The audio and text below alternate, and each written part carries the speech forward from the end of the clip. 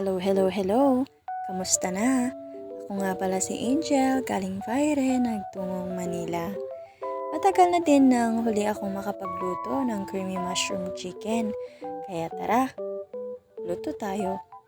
Inapan ay magpainit ng mantika. Konti lang po since magmamantika din naman yung ating manok mamaya. Dito nga ipapan fry muna natin ang chicken para lumabas ang golden texture nito at maluto ng mabuti at the same time. Haluin natin ito at saka tayo maglagay ng luya pantanggal lansa. Antayin lang natin ng ilang minuto tsaka natin ito timplahan ng paminta.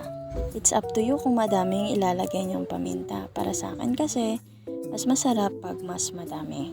Kapag okay na yung ating chicken, ay tsaka tayo maggisa ng bawang at sibuyas in the same pan pa rin.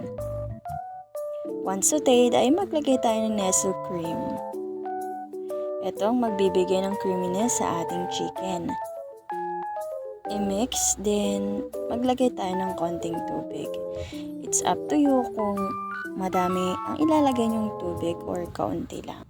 Once kumulo na, ay maglagay tayo ng sliced mushroom. Jolly mushroom, baka naman. After how many minutes ay okay na at luto na ang ating creamy mushroom chicken.